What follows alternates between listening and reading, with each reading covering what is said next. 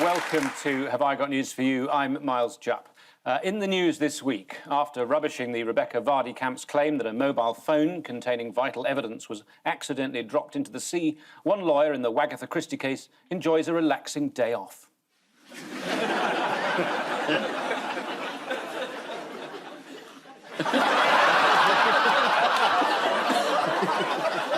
In Windsor, eager to resume duties after suffering mobility issues, the Queen gets lost on a walkabout.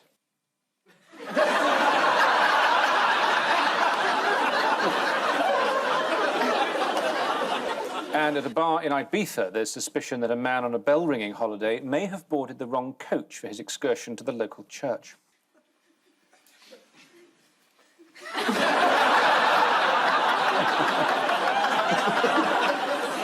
On Ian's team tonight is a man who loves intricate pieces of machinery, which he studies for hours to see exactly how they work. So, to save him some time, this...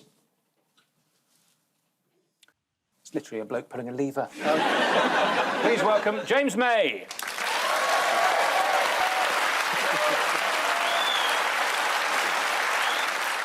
With Paul tonight, a Labour MP who voted for Moldova in the Eurovision Song Contest. She also voted for Keir Starmer as leader. I mean, principles are fine, but would it hurt you to back a winner once in a while? Please welcome Jess Phillips. I actually voted for Lisa Nandy. We begin with the bigger news stories of the week. Ian and James, have a look at this. Oh, that's Sunak having a go at buying food, which apparently some people are finding quite difficult at the moment. Now, that's the Weimar Republic being declared next week in Britain. Yep. That's a piggy bank that I think the Governor of the Bank of England said was empty, but it was obviously full of old money there. Steak going up, 99 cents. That's in case he forgets who he is. It's a bit worrying for the economy that the Chancellor of Exchequer's seeking part-time work. Didn't he used to work in Nando's, Rishi Sunak, at the beginning of the crisis? He owns Nando's. I think that's an old clip from Eat Out to Help Out. Yes. During the pandemic, but now obviously they've completely changed their tune because you've got to stay in and get another job and not eat anything in order to pay for your electricity. Yeah, this is the news that quite a lot of things are quite bad. But let's kick off with the good news for Boris Johnson. What is that, then? He hasn't been fined again. I think that is the limit of the good news. The police have said their investigation into Partygate is over. He faces no further fines, sadly, or happily, depending on your point of view. And what's yours, then? Sadly. But at the same time, happily. You're watching the BBC. I think for the sake of balance, we should say that the Labour Party have got no fines and the Tory Party have got 126. That should balance so far. I mean, it just makes us feel less fun. But also, I mean, I think we should sympathise with the police because, they really haven't got time to investigate these fines. They're very busy, basically arresting Tory MPs for assault. And they've got a lot on their hands, and I don't think they can do everything at once. The statistics that you say they are correct only at the time of recording, I suppose. I mean, how is Kirrygate, Beerygate going, do you think, Jess? Well, I don't think he's going to get a fine, so I think he's probably going to ride it out. But it will be a monumental situation if the Conservatives and Downing Street end up with 126 fines and false invective from the Mail causes the leader of the Labour Party to resign. It will be in a ridiculous position, but I don't think he's going to get fined. Well, again, in the interest of balance, Keir Starmer said, look, if he was found guilty, he'd do the decent thing. So he's obviously not fit to be Prime Minister. Yeah,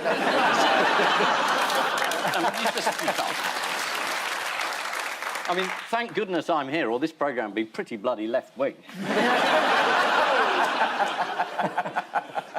Well, I mean, he's been very honest, hasn't he, Keir? Who? The Prime Minister, for God's sake? No, sometimes the information's at the end of the sentence. Oh. As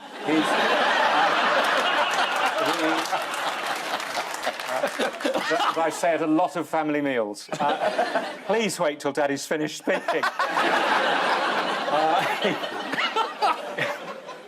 Keir Starmer has been honest, actually, about the beer thing. And who was it that finally made him come out with the truth? Was it loose women? It Not really just was. any loose women. You're absolutely right. He finally cracked on loose women under forensic questioning from Ruth Langsford and Linda Robson. Look at that, absolutely terrified. And Keir admitted there were 15 people at his alcohol-fuelled binge, or drinks party, probably said on the invite, having previously said there were only 6 people. And what is the other bad news for Keir Starmer, possibly? He's the leader of the Labour Party. Well, Durham Police, this concerns, having said they don't retrospectively fine people for lockdown infringements, Durham Police have just retrospectively fined a woman £10,000 for organising a release of balloons in her father-in-law's memory. But if Durham Police are going to do retrospective fines, I mean, wasn't there someone called Dominic Cummings? To be fair, he was technically blind. He didn't know where he was going. Back to things that are bad for everybody. What's one of the main bad things, then? Inflation? Very good, yes. Inflation's 9%. Actually, if you're watching the repeat, it's 10. It is. It's rampant, inflation. But who is definitely not to blame? I thought it was energy. A lack of energy? The cost of energy? No, the cost of energy. I thought it meant just sort of general malaise in the population. Can you explain this energy cap thing, which has been massively increased? Yeah. Yes. And at the same time, there are massive profits being posted by the energy companies, which some people are saying, your party in particular, I think that should be subject to a windfall tax. That seems incredibly convoluted. Why not just make the gas a bit cheaper? Is there a reason why you can't do that? Well, I think... Somebody thought that was a good idea. Yeah, no. Yeah, but to be fair, you're working them with your foot. The man who said he was definitely not to blame is the Governor of the Bank of England, Andrew Bailey. He said that he was helpless in the face of global shocks, which is reassuring to us all. How did he try and calm things down after being helpless? He said the situation is apocalyptic. And then we all felt reassured. I mean, would this be a good moment for you to say something reassuring to the nation?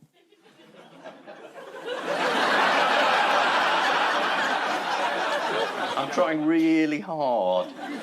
Oh, the Eurovision was fun. Yeah. What a hoot.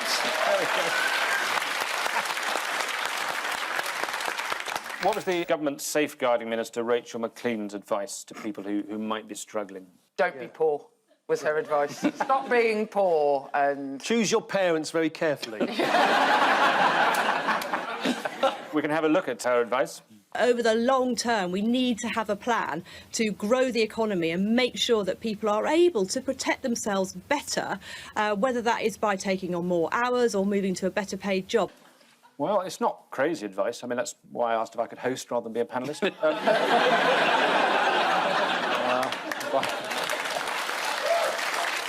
I believe it's performance-related.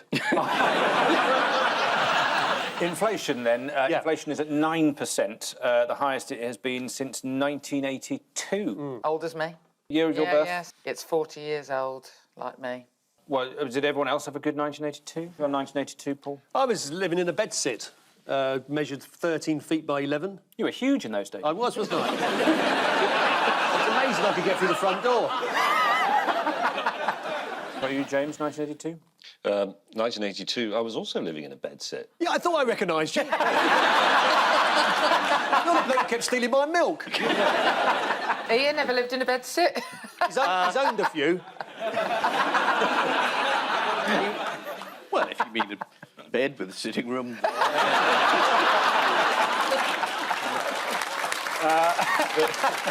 I think we should have a quick game of Have I Got 1982 for You? Yeah. Well, this will bring the youth in. Here on the 1982-ometer are several terrible/notable things from 1982. Here's the first one. The CD. So this compact disc was born, and that's it there. That is right, the compact disc was... Is that this quiz has become really basic, hasn't it? The CD player was also introduced in 1982. Just as well. Just lucky.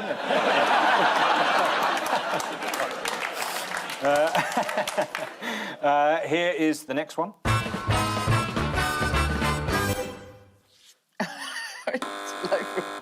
That was the first failed attempt at the CD disc. It's ciabatta. Oh, is it? It That wasn't is. invented in 1982. Hey. Was it? This isn't a place to be angry, James. Sorry. I don't believe that was invented. The archetype Italian bread, it was invented in 1982 to satisfy the growing Italian hunger for, well, basically for baguettes. Let's have a look at the next one. Yeah, next one. Oh, cars. They were invented in 1982.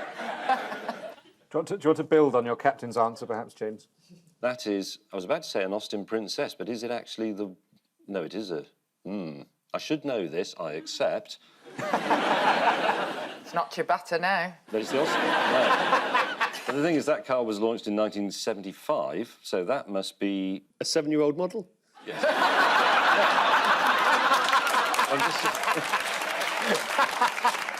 It's the Austin Ambassador. Oh, it's the Ambassador. It's an extra question for you, James. 1982, British Leyland pulled the plug on an unusually named forklift truck company in the West Midlands. What was it called? I don't know. Is there a West Midlands translation that I could help with? It's a very West Midlands name. Well, I mean, it must happen in the West Midlands. It's the Coventry Climax. It doesn't happen. You can start off having sex in Coventry, but you have to move to Birmingham to... Down the A45. Yeah, that's one way of putting it.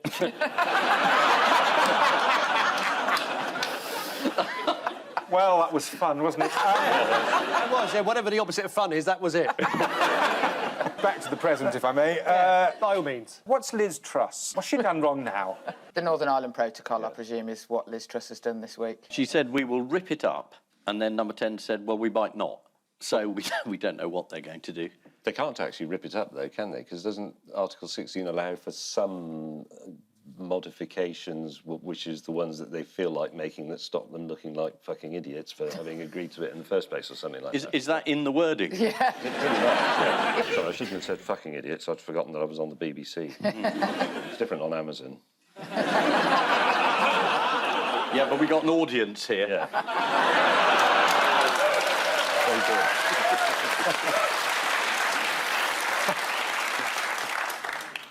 The boss of Marks and Spencer's had something to say about this. He pointed out that quite a lot of the paperwork is in Latin, apparently, and he thinks that's absurd. And I've got to say, I'm a bit with him. Yeah. No, the difference with Marks and Spencer's is when they say something's oven ready, it is. Whose fault is it all, really, then? Let's let the Prime Minister tell us. Prime Minister, do you accept that the reality of what you're dealing with here in Northern Ireland today is a direct consequence of the deal you signed? Yes, absolutely. It's his fault. Now then, the rise in inflation that we were talking about earlier, that has been linked to the war in Ukraine. Figures. This week, when asked about rising inflation, the Governor of the Bank of England said, there's not a lot we can do. Fair enough, he is pretty busy at the moment, deciding whose face goes on the new £5,000 note. It's Prince Andrew.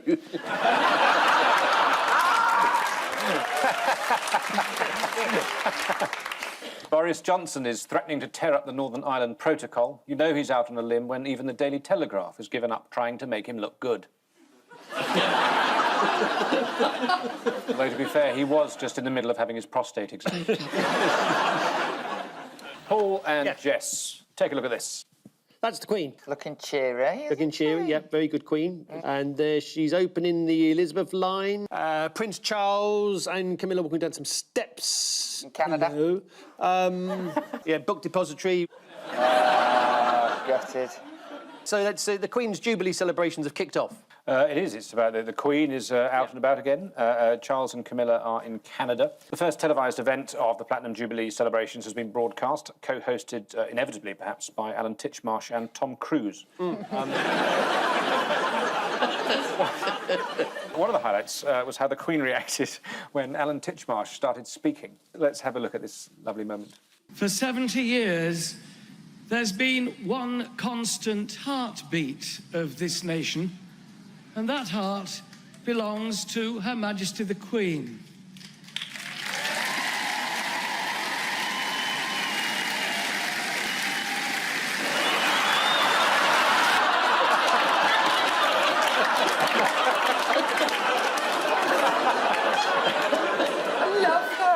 I love her. I love that she's going to, like, look at horses because she likes them and she didn't bother to turn up to Parliament. Like, I love that she's just like, I'm only going to the shit I want to do nowadays.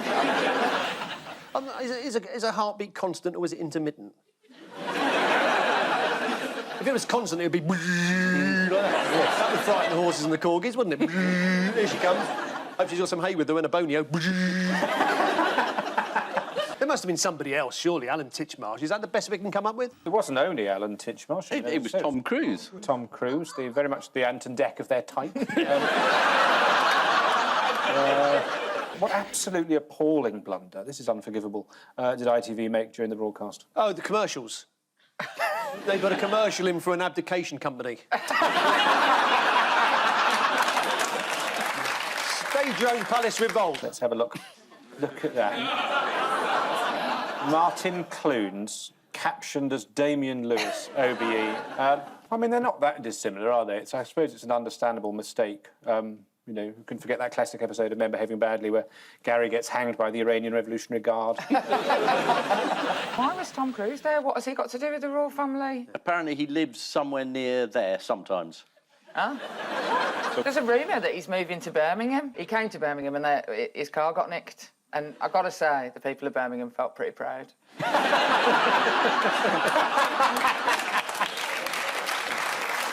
It was quite interesting that you had a clip there of the new Queen Elizabeth line, the first bit of which is just being opened. And Transport for London presumably gave the Queen an Oyster card so she could ride on it, which I thought was rather poor form, actually, because if I was the Queen and I approached the ticket barrier and they said, could I see your Oyster card? I'd say, listen, subject. Yeah. Does one realise what this line is called? Of course I can get on the bloody train. It's mine, you idiot. You think she's taking a ride to keep warm? Yeah, that's it.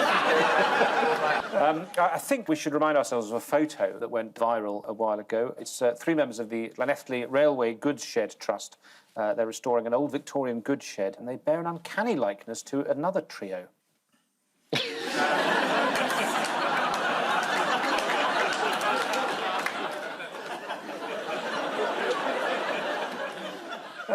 You have to look at it for quite a lot. It's a slight sort of magic eye picture quality.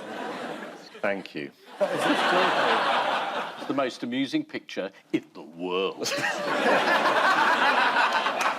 Back to the royals. Charles and Camilla, they've been on a 3-day tour of Canada. Yeah. What was Prince Charles presented with by a group of knitters? A woolen crown. It is related Put over the top of the crown, like a crown cosy. Yeah, crown cosy. In a way, you're quite warm. He was presented with a life-size replica of his own head. Good grief. Made out of felt. Let's have a look. The Queen doesn't look well, does she? And that... Jesus. Now, to continue the fun, and it is fun, shall we play a game? Yes. Of what are they doing and why? You may already be shouting this at your television. Here's the first one. What are they doing and why? Is it a book of royal horoscopes that says the Queen's going to be on the throne till 2032? The answer is they are, in fact, looking at a cookbook together that they were presented with in Canada, prompting Charles to ask, is it 100 ways to cook a moose? I am quite a fan of Camilla. I was presented with an award before I was a Member of Parliament for my excellent community work, and Camilla was presenting it to me. And my son was picking up things in Clarence's house because he came with me. And underneath everything, it says, like, from the president of Azerbaijan or something. And my son was like, they don't buy anything, Mum. Like... And she said, oh, you're right, we get loads of stuff and sometimes we don't like it. So in the garden, if you go and have a look in the bushes, you can see some of the stuff we don't like. This is the last one. Here's the Duchess of Cambridge. What's she doing? Why? Is she reliving her birth?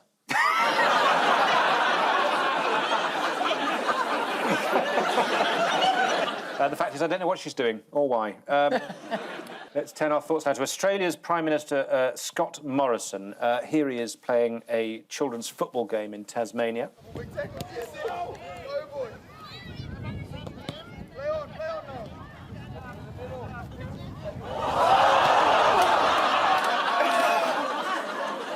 I mean, there's no decent reason for that. It was nowhere near the ball, nowhere near the action. No.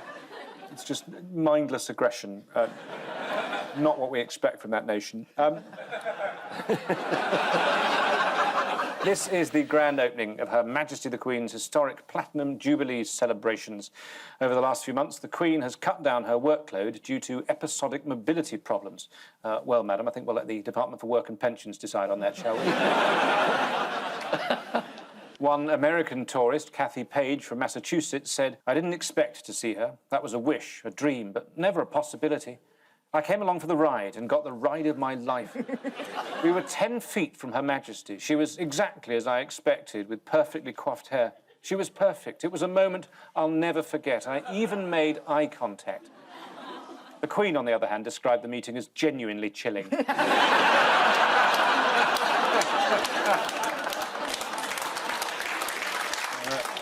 And so to round two, the one-armed bandit of news, fingers on buzzers teams. Here is the first one. Oh, well done. That was quick. It is Margaret Thatcher. They've opened a statue of her, which they've been talking about for ages, and somebody threw loads of eggs at it, and then a man stood next to it and sold the eggs, which Margaret Thatcher would have appreciated. This is perilously close to being correct, to the extent of being so. Where is the statue? Is it Grantham? Absolutely, yes, the town of Grantham. A new statue of Margaret Thatcher. It was originally intended for Parliament Square, but Westminster Council rejected planning amid fears that it would attract civil disobedience and vandalism. At which point Grantham decided it wanted a slice of the action. Here it is being installed. So 2 hours later, as you said, it was pelted with eggs by this man. Jeremy Webster. He's a University Arts Centre director from Leicester. He's got a considerable amount of flack for this. Who's he in trouble with? His mother-in-law. That's absolutely right. She thought he was rather silly and juvenile. She told the Daily Mail, "I'm very surprised to hear about all of this. I'm going to have to call my daughter. It seems very childish to me." She's been given a lovely spot, though. As the Mail reports, the bronze Thatcher overlooks a mobility scooter shop and a slot machine arcade, while a J.D. Wetherspoon's pub stands close by. Anyone else thinking road trip? Lads on tour. Meanwhile, why has a bench in Aberystwyth caused a commotion? Because it's been painted a rather unusual colour. No. The county council there have had to remove a memorial plaque that recently made the news. The plaque on the bench said, "In loving memory of Hugh Davis used to sit here and shout 'fuck off' at the scene." Why would they remove that? I mean... Perhaps the seagulls complained. This is the statue of Margaret Thatcher. There's also a statue of Keir Starmer in Westminster. Oh, no, sorry, that is Keir Starmer.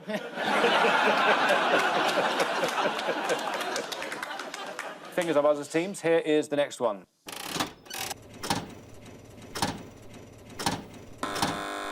I've not been following this story at all. Maybe. So Wayne Rooney and Colleen Rooney and smiling barristers behind, but I don't know any more than that because I've not been watching it because I couldn't be interested if I tried.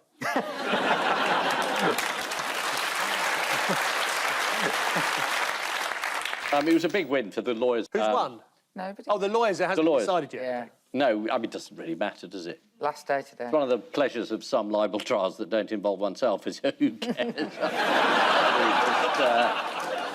Yes, it's the news. The Wagatha Christie case has drawn to a close. But do you know at all anything about it? What Jamie and Wayne, specifically Jamie and Wayne, they're bickering a little bit over whether or not Rooney had told Jamie to have a word with Rebecca over her conduct at the 2016 Euros. Apparently she kept drifting out of position, moving seats during matches to appear more prominently in photographs, leading manager Roy Hodgson to tell deputy manager Gary Neville, to tell Wayne, to tell Jamie, to tell Rebecca to calm down. Shouldn't be Michael Gove be involved in there somewhere?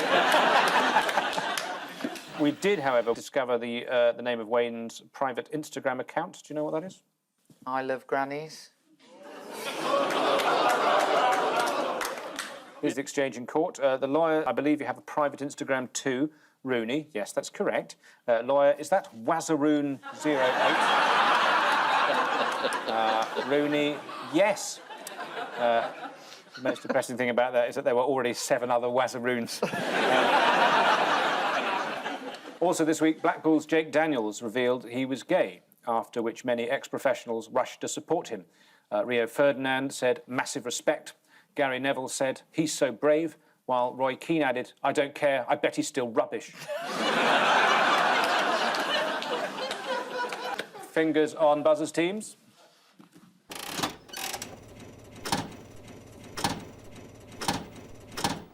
There was a car that got caught in some steps. The driver was trying to follow his sat-nav, and the sat-nav said turn left here, and he found himself going down some steps. Is that the Spanish Steps? That is the Spanish Steps. Absolutely right, Paul. He was following his sat-nav and Yes. Managed to career down 135 marble steps in the early hours of Wednesday morning. Here it is. Oh. Very grainy footage, but that's what's going on. He went down 135 of them before he thought something was wrong. I mean, James, what's the oddest place that you've ever driven a car? It was down the Spanish Steps in Rome. A couple of weeks ago. What other luxury item has caused a stir on the street recently? Was it scooters? No, this was an item of clothing. It has to be called a luxury item. You couldn't call this a necessity. Designer brand Jean-Paul Gaultier have released a naked dress at a cost of £515. Sorry, it's not a dress then, is it? It was a naked dress, did you say? Well, all will be revealed. Well, hopefully the Sunday Times, Laura Pullman, she took it for a spin. They asked me again, but I was busy. Here she is on London's Oxford Street. There it is. I mean, do you think you're going to buy that now, Ian, or will you wait till Primark do a cheaper one? Here it is from the rear. No, Looks very similar. Oh, that's my beautiful item. This is the car that found itself stuck on the Spanish Steps. The Spanish Steps, I think I saw them in Cabaret in Benidorm. I wasn't convinced by the Spanish H, or as he called himself, he. Which means at the end of this round, Ian and James have 3, whereas Jess and Paul have 7. Oh. How come we haven't got anything? Answer some of the questions correctly. From a politician.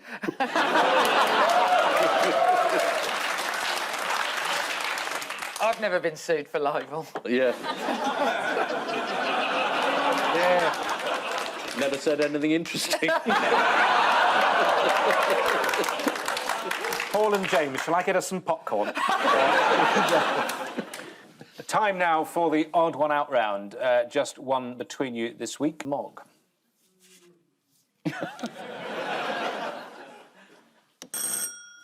Yes. Is it Wiltshire council workers, because they're the only ones that aren't complete Burks?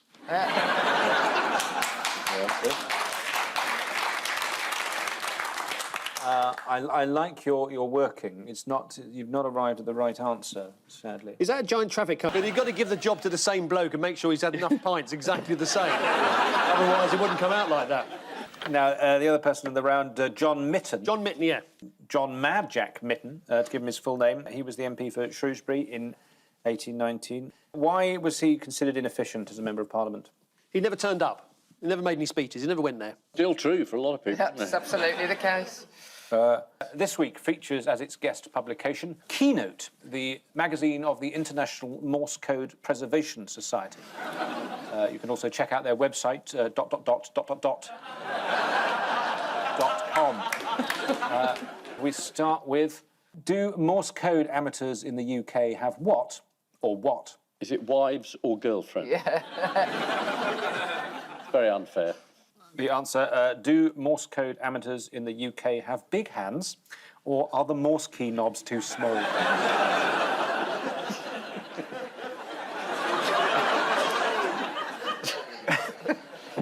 This is from Keynote, in which the author of the article discusses the differences between UK Morse code operators and those from mainland Europe. In the UK, big hands can be a problem for Morse code enthusiasts, whereas in Germany, big hands is a champion wrestler.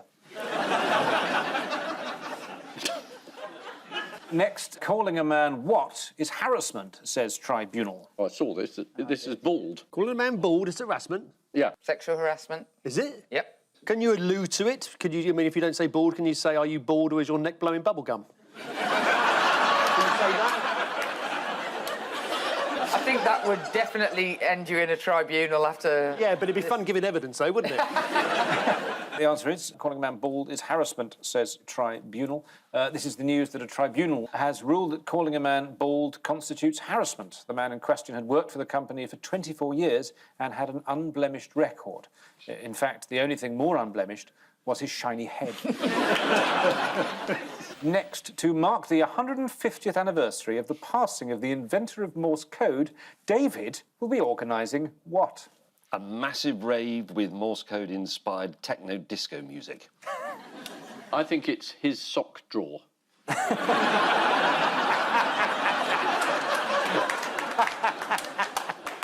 David will be organising cups of tea with a dash of milk.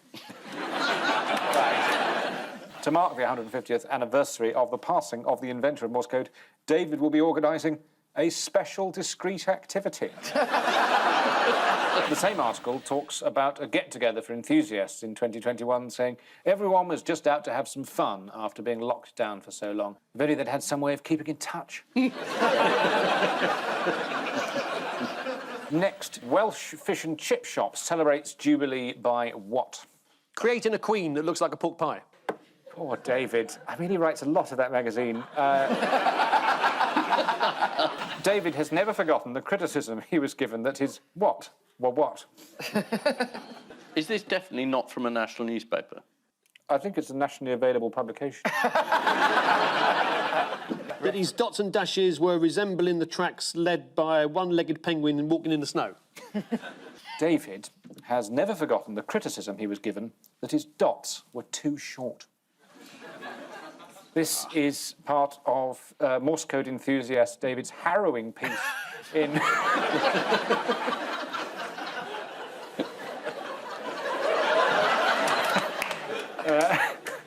doesn't say harrowing. It's good, though.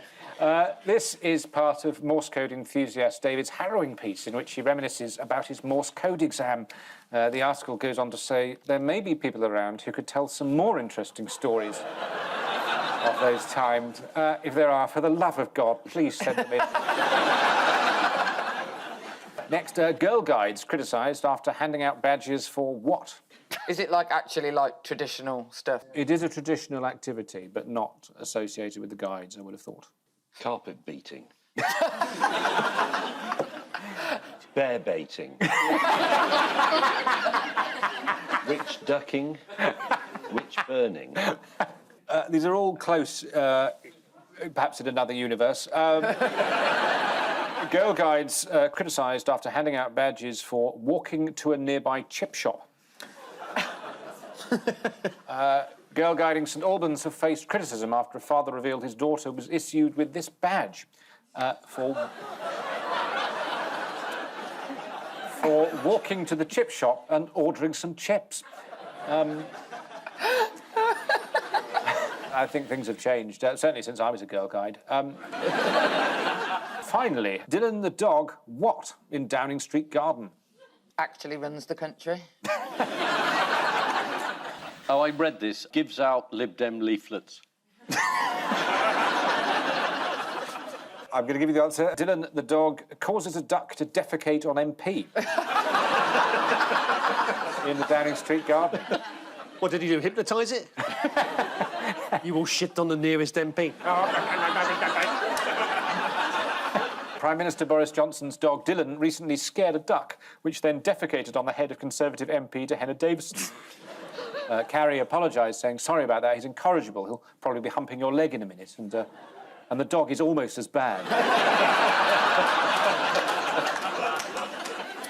So the final scores are Ian and James have 4, Paul and Jess are this week's winners with 9.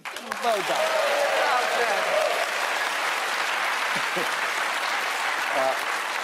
Before we go, there is just time for the caption competition. Ian and James have this. Man finds several holes in Northern Ireland Protocol. At last, the advantages of Brexit. Paul and Jess get that. Never gonna break. Let's write stories in the stars above. Endless nights in a thick of love.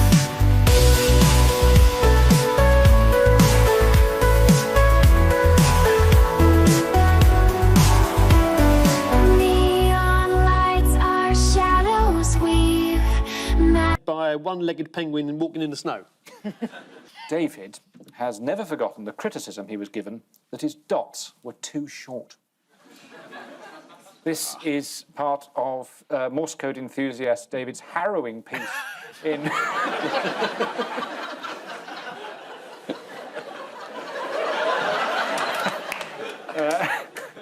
doesn't say harrowing. It's good, though.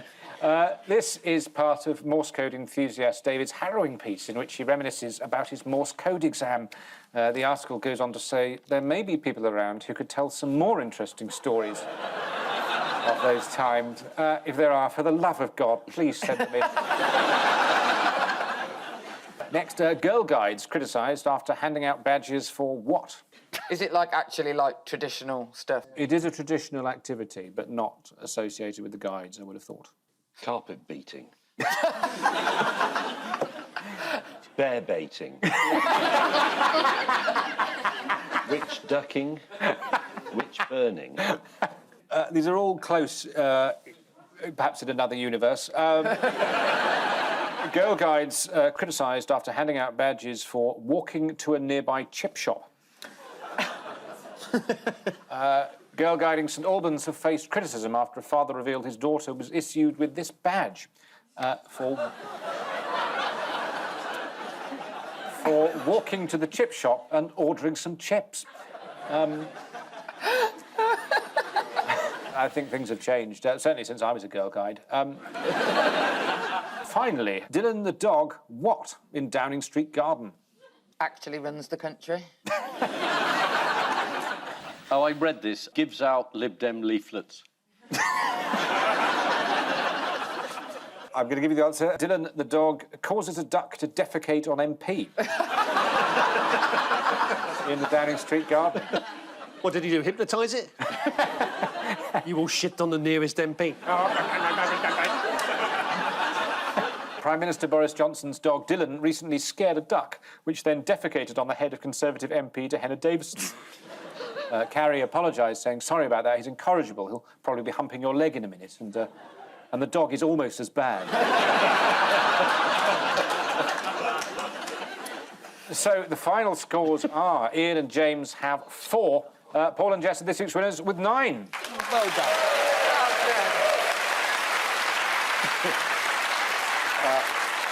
Before we go, there is just time for the caption competition. Ian and James have this. Man finds several holes in Northern Ireland Protocol. At last, the advantages of Brexit. Paul and Jess get